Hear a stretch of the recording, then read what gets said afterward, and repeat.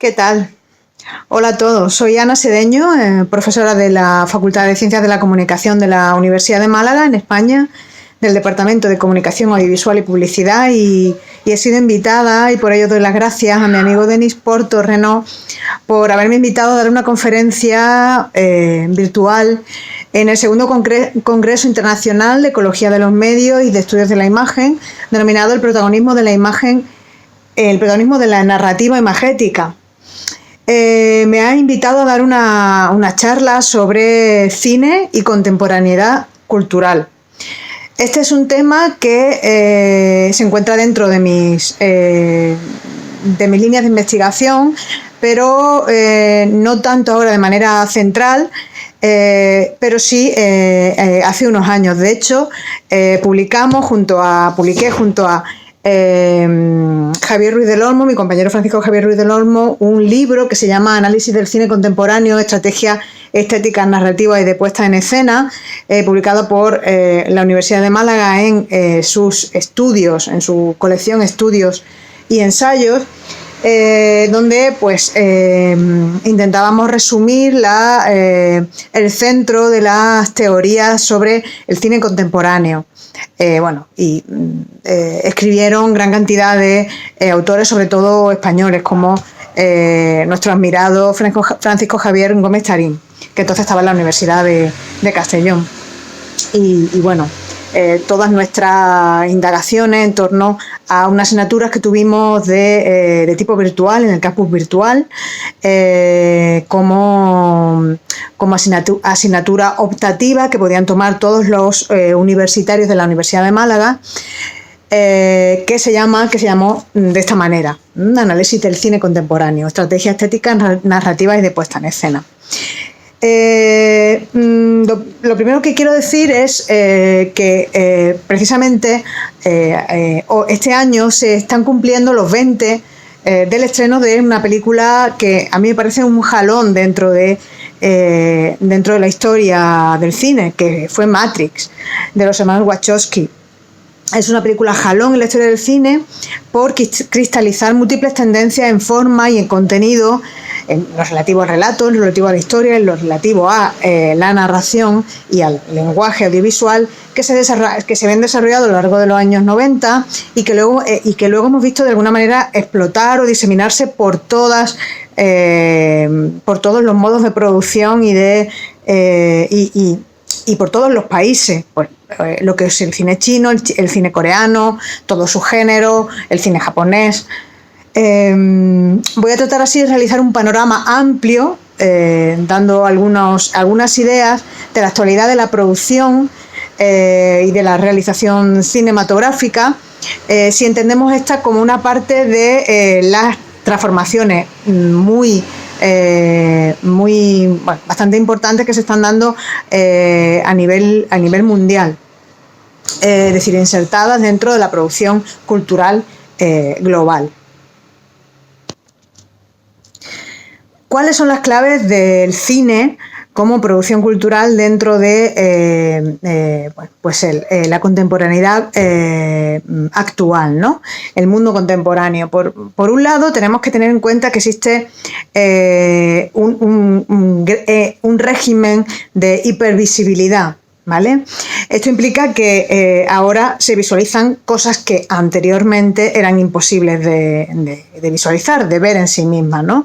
Pues entendemos que, por ejemplo, podemos entender que toda la capacidad tecnológica ha extendido nuestra capacidad visual a elementos que antes no eran visibles, ¿no? Pues hablamos de la invención del telescopio, el microscopio, los rayos X en el siglo XIX, las imágenes de los satélites del siglo XX. En fin, como decía Martin Heidegger, decía que la era moderna, el evento fundamental de la era moderna era la conquista del mundo como imagen, ¿no? Él decía: una imagen del mundo no consiste en una fotografía del mundo, sino en el mundo concebido y captado como una imagen. La imagen del mundo no cambia por haber dejado de ser medieval y haberse convertido en moderna, sino porque el mundo se ha convertido por completo en una imagen, y eso es lo que hace que la esencia de la edad moderna sea diferente. Otra clave de esta transformación es que vivimos naturalmente en lo que algunos autores han llamado la pantalla global. Vivimos en una pantalla global. En un mundo hipermoderno donde otra de las claves de esta transformación cultural podríamos definirla o darle como nombre o darle como característica el hecho de que vivimos en una pantalla global.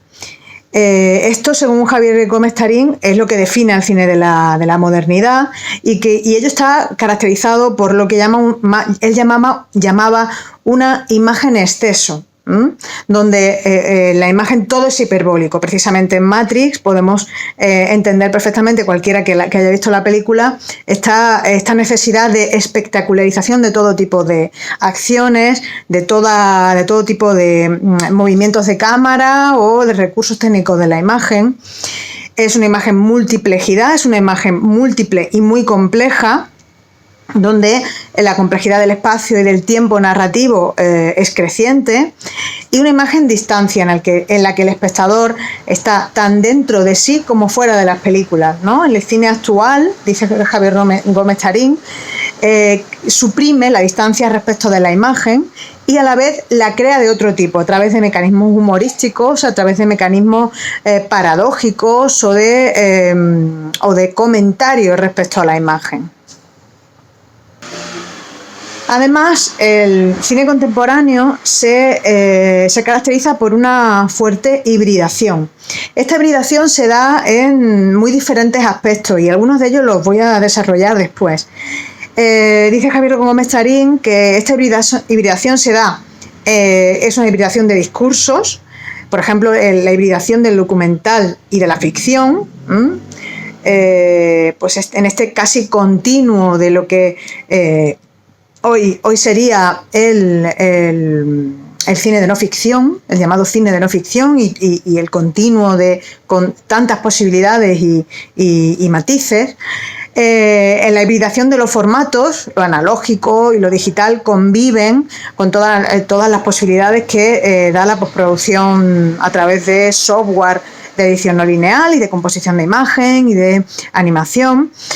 Hibridación de tramas argumentales, ruptura en muchos casos de las relaciones de causa-efecto que estaban en la médula de lo que es el cine clásico, el modo de representación institucional del que hablaba Noel Burch.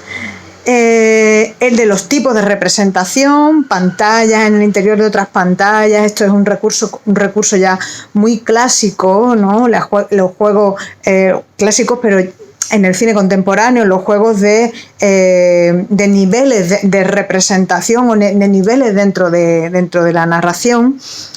Juegos con espejos, juegos con pantalla y estos niveles que se van hibridando, ¿no? Que se van mezclando.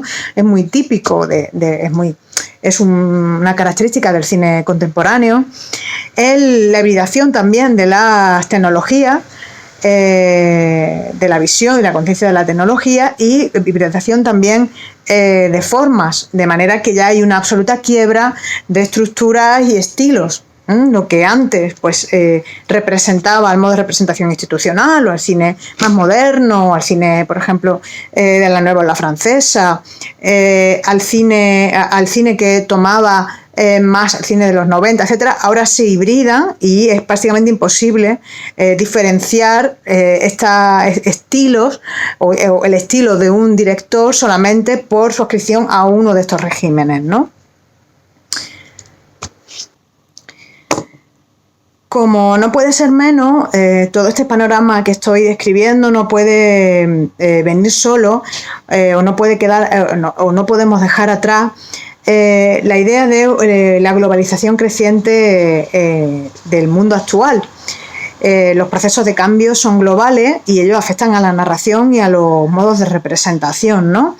Es decir, los contenidos, las formas son cada vez más complejos en materia social, cultural, debido a los procesos migratorios globales, las guerras, la movilidad de cada vez de un mayor número de personas, la movilidad de los flujos de información, los flujos financieros, en fin. los conflictos territoriales, todo este tipo de procesos se agravan, influyen cada vez más a nivel global. Esto permite dibujar o permite dar una idea de la cultura visual global en la que nos encontramos, ¿no? Y ello hace que los procesos culturales, visuales, excedan lo meramente cinematográfico. Con ello no quiero decir que el cine no exista, sino que los diferentes ámbitos de la representación visual están cada vez más interconectados, cada vez más conectados, ¿no? Cualquier formato creativo, cualquier proyecto creativo, esto se ve muy bien en el transmedia, cualquier proyecto creativo necesita de el formato base o principal, pero de toda una debe estar arropado por toda una serie de incursiones en la narrativa o en el mundo, el storyboard que se crea con ese proyecto desde su disciplina o desde su formato, ¿no? Es decir, un formato, un elemento, un proyecto teatral, pues tiene a su vez vídeo y tiene danza y tiene pues interacción con redes sociales, con una narrativa que puede ser también literaria, es decir, con la publicación del libro. Estamos en esta cultura visual global, ya digo, desde el que el transmedia es pues el tipo de proyecto que más define este tipo de cultura, ¿no? Y en este panorama que estamos describiendo,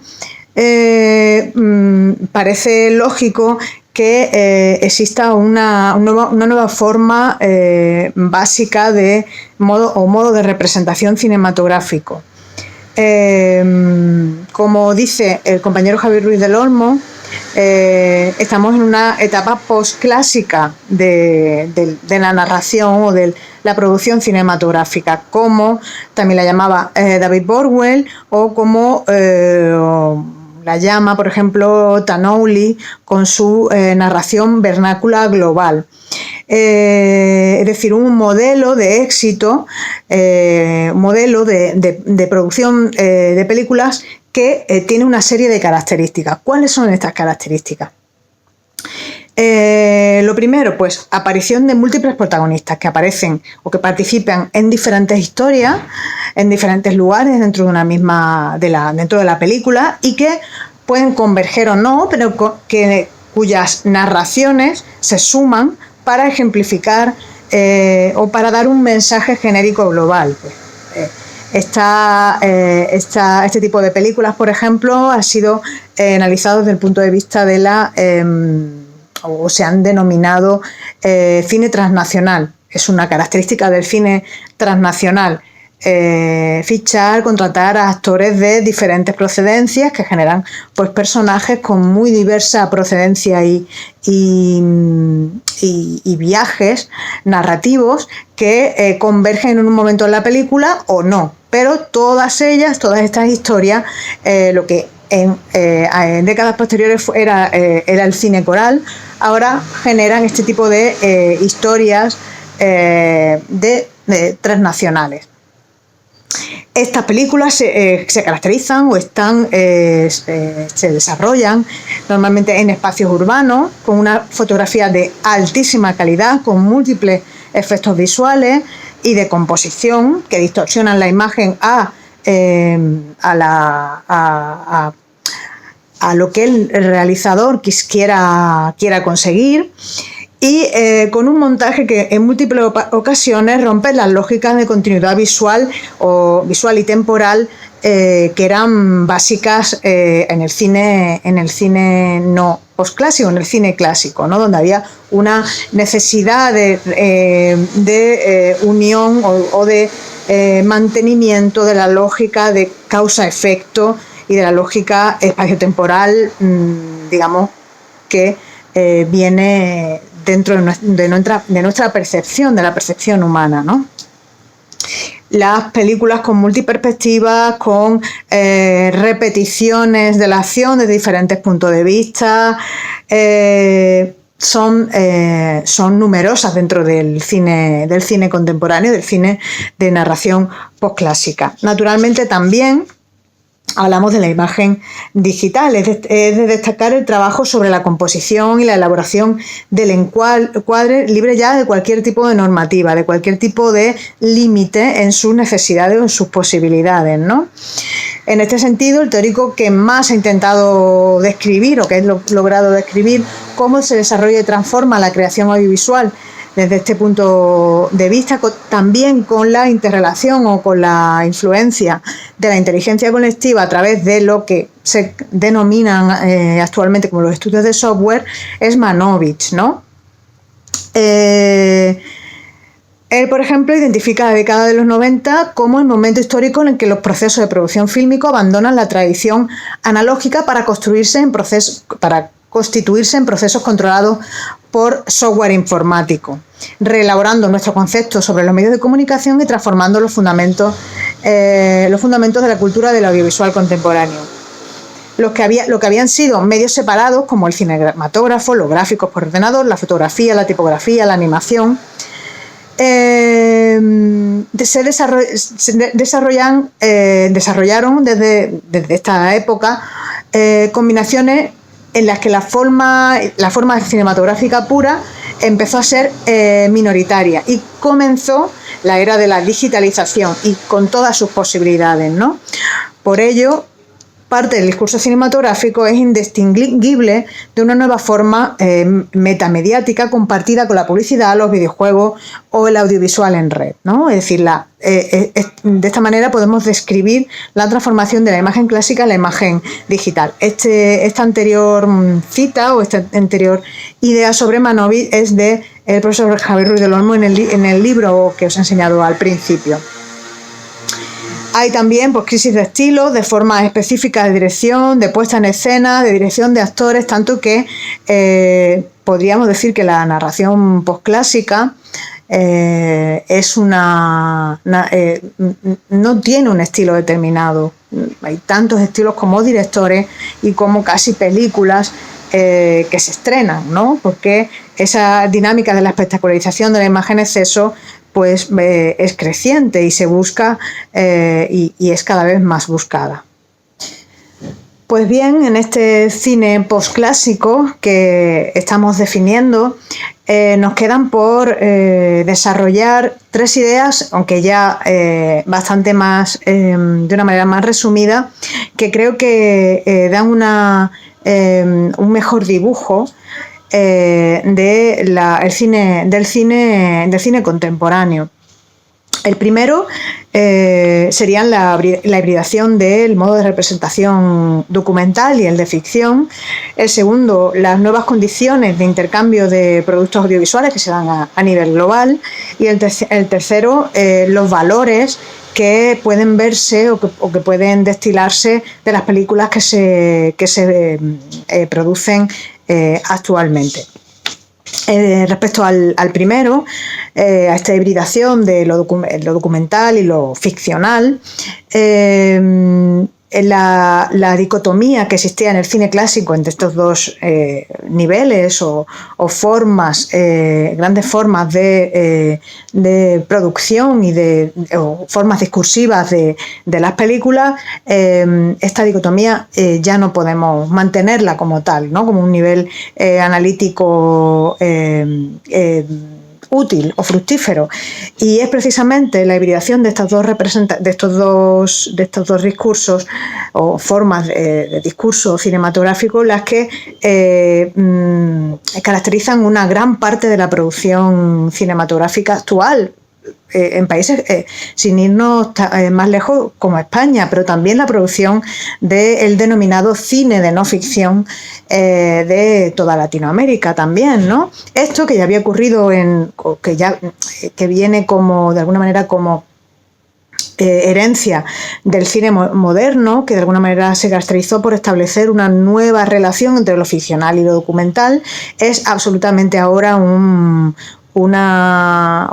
todo un reino, un universo de producción bien creativo y bien fructífero. La gran cantidad de películas, la gran cantidad de festivales internacionales o festivales que tienen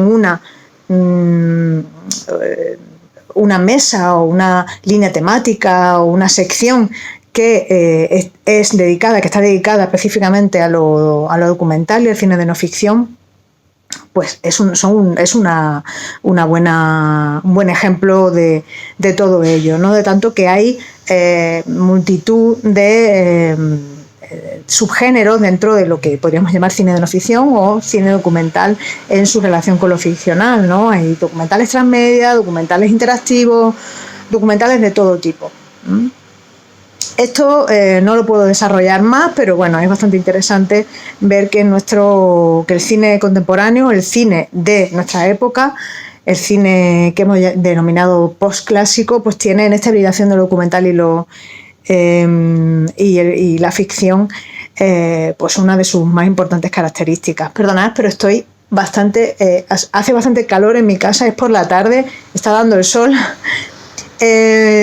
En cuanto a la segunda característica o temática genérica que creo que sobre la que había que dar pues una idea, es estas nuevas condiciones de consumo y de producción de productos o intercambio de productos audiovisuales, ¿no?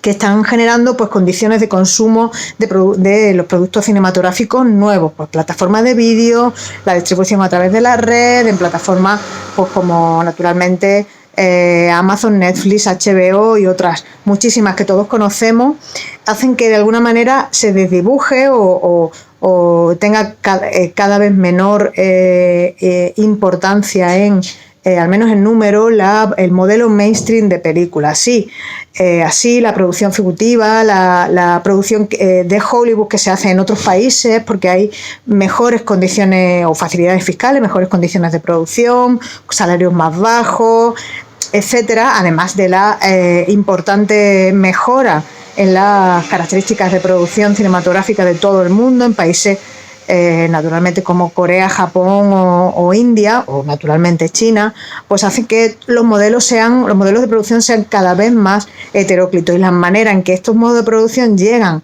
como nuevas maneras de acceder a los productos cinematográficos pues sean cada vez más diversos, ¿no? Aquí podemos ver pues lo que Bustamante o como consecuencia de esto podemos ver lo que Bustamante menciona del encadenamiento de objetos culturales, ¿no? Elaborados por distintos sectores pero que entran en una misma cadena de acceso a través de ventanas cada vez más diversas para llegar a los públicos, pues para que estos productos tengan cada vez más maneras de llegar a los públicos objetivos, ¿no? Ya pues la fórmula film con el guión que se queda en film, pues ya es cada vez más es más minoritaria, ¿no? El guión pues genera una película y genera otros muchos productos que a su vez se hibridan con otros, ¿no? En fin, este juego de retroalimentaciones pues da una idea de esta cultura global que tenemos, en lo que naturalmente también puede verse como una característica de las posibilidades transmedia, de las narrativas transmedia y de las estrategias transmedias de producción. Y por último, hacer una referencia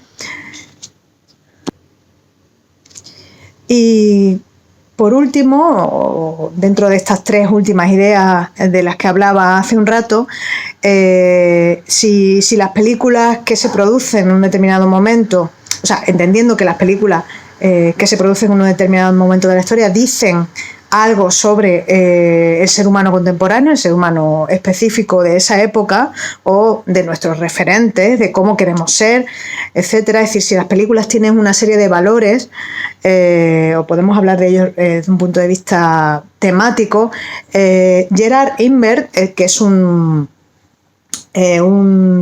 teórico muy importante del cine contemporáneo, tiene dos libros. Uno es Cine Imaginarios Sociales, de hace unos años, y el más reciente es este que estoy poniendo aquí, luego doy la referencia, que se llama Crisis de Valores en el cine postmoderno, más allá de los límites. Él realiza una reflexión teórica sobre el cine como representación, con una metodología muy multidisciplinar que recurre a análisis sociológico, antropológico, filosófico,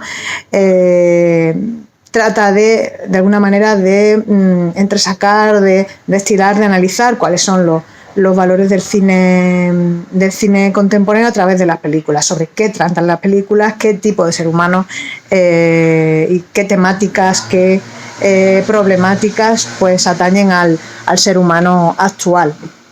En este segundo trabajo se centra más que en el primero en esta idea, y él habla de que el cine posmoderno es un cine que huye en general de todo planteamiento, de un planteamiento axiológico, un planteamiento sobre temas desde un solo único punto de vista, ¿no? Y que intenta de alguna manera poner al desnudo cómo es la vivencia bruta contemporánea de alguna manera del ser humano, ¿no? A través de saltándose todos los tipos de códigos narrativos y límites entre géneros que eran propios del cine moderno, del cine de hace unas décadas, como ya hemos dicho, con una mezcla de tonos, ¿no? Con una hibridación del drama con la comedia, de ficción con el documental, de terror con lo existencial y de todo tipo de género. Los valores que para él más pueden describir las películas que se están haciendo ahora y que ganan de alguna manera los festivales más importantes del cine del mundo, los festivales más importantes del mundo, pues por ejemplo el Festival de San Sebastián, el de Cannes, etcétera. Él en su libro va desgranando pues las películas más interesantes del cine de arte, del cine de mayor calidad, ¿no? Que gana los festivales de tipo A, y en general dice que las películas del cine contemporáneo plantean o están relacionadas con valores siempre muy volátiles, donde el ser humano pues no tiene unas ideas fijas sobre aquello que tiene que hacer, sobre aquello que se lee, sobre las problemáticas que se le vienen día a día, ¿no? Donde, por ejemplo, él habla de que el cuerpo es un gran contenedor de las problemáticas del ser humano. O sea, normalmente el cine hace que sus protagonistas, que las personas, los personajes que aparecen, pues se vean reflejados las problemáticas en el tratamiento que se hace del cuerpo. El cuerpo funciona como refugio, como límite, como interrogación de la identidad, una identidad que es múltiple, que es absolutamente fluida o líquida. Esto afecta naturalmente a la relación con el otro único y con el otro colectivo, donde ya pues no hay unas identidades de lo que es continuas, de lo que es la fidelidad, lo que es la amistad, lo que es el amor, y donde los valores sociales que eran propios del cine moderno, tradicional, como el compromiso, la idea de compromiso, la idea de transparencia, integridad moral, honestidad, etcétera, pues no son igualmente tratados. El poder, la ambición, la manipulación, el dinero, la fama, siempre dentro de estas películas generan problemáticas que ponen a los valores que acabo de mencionar en interrelación y en entredicho. En fin, las fronteras del bien y el mal no siempre son nítidas y hay todo tipo de situaciones y personajes que tienen muchas aristas y muy diversas posibilidades de interpretación, ¿vale? Y bueno, no me queda mucho tiempo más, con lo cual solamente espero que os haya servido esta conferencia, que os haya gustado. Me gustaría que hubiera comentarios o, bueno, alguna otra, incluso preguntas, ideas sobre las múltiples problemáticas y temas que están en entredicho aquí, que solamente he podido plantear unas pocas, y mi email es valdellós@uma.es o valdellós@gmail.com.